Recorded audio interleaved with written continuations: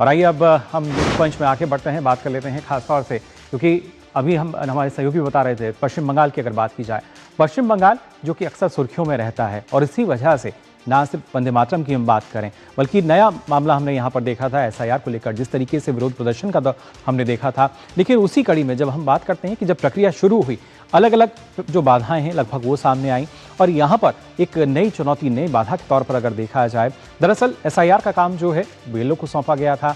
लेकिन जो बीएलओ इस काम में लगे थे, जो घर घर जाकर लगातार लोगों को प्रपत्र दे रहे हैं, उनकी जानकारी जुटा रहे थे, उनके भत्ते की अगर बात की जाए, उस पर कहीं ना कहीं परेशानी जो है बढ़ती नजर आ रही है, जिस वजह से ममता पर सवालिया निशान लग रहे हैं। आखिर क्यों सवालों में है, आइए ये भी आपको समझा देते हैं। दरअसल आपको बता दें, सवालों के घेरे में ममता इसलिए है क्योंकि एसआईआर प्रक्रिया में जो बीएलओ जुटे हुए हैं उनको भत्ता नहीं मिल पा रहा है। वो भत्ता जिसके चलते उनकी मदद की जा रही है। सीओ कार्यालय के सूत्रों के हवाले से ये खबर सामने निकल कर आई है। दरअसल ममता सरकार स्वीकृति नहीं कर, जो धनराशि है, जो भत्ते की धनराशि है, उसकी स्वीकृति नहीं दे रही है, जिस वजह से उनको भत्ता नहीं मिल पा रहा है। सीओ कार्यालय की राज्य वित्त विभाग से आपको बता दें 100 करोड़ की मांग की गई, लेकिन इसके बावजूद भी वो मांग पूरी नहीं हुई। भत्ता, मोबाइल डेटा पैक खर्च के लिए ये मांग की गई थी, जो कि जायज मांग थी, लेकिन ये मांग नहीं पूरी हुई।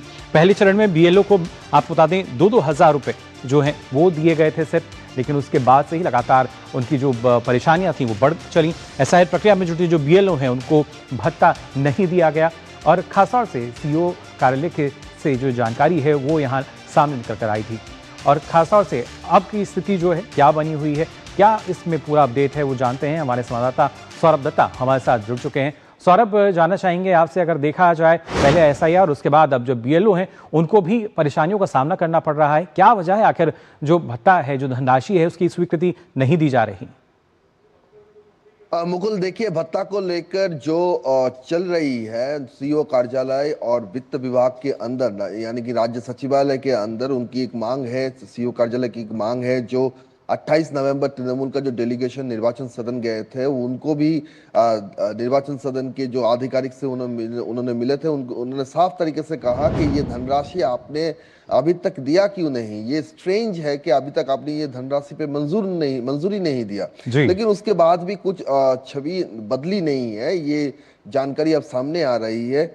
और बीएलओ को लेकर वैसे भी बीएलओ के अंदर एकांश में बार बार उनको उस्काया जा रहा है, उनको काम को लेकर उनके ऊपर कितना प्रेशर है, ऐसे नैरेटिव सेट किए जा रहे हैं। जो बीएलओ के अभी तक मौत हुए उनको चुनाव आयोग के ऑफिस के सामने लेके धरने का भी जो छवि, वो सारी तस्वीरें सामने आई है। और उल्टी और क्या है, उल्टी और एक एक पॉइंट सामने आ रहा है, जो चौंकाने वाली बात है, जो एसआईआर प्रक्रिया के दौरान जो स्पिरिट है कि कोई भी अवैध वोटर तालिका में ना रहे, ऐसी कुछ जानकारी आ रही है। जैसे बारीपुर पूर्व का एग्जांपल आप ले लीजिए, वहां पे 94 नंबर बूथ, वहां पे टीएमसी के जो बूथ सभापति है उनको बीएलओ से हटा दिया गया था 4 नवंबर, लेकिन 25 नवंबर भी फिर भी साइन उनके नजर आते हैं, फॉर्म है, साइन है। और दूसरी और अभी भी जो और भी जो संख्या है, जो फिगर्स आ रहे हैं, जिसमें देखा जा रहा है कि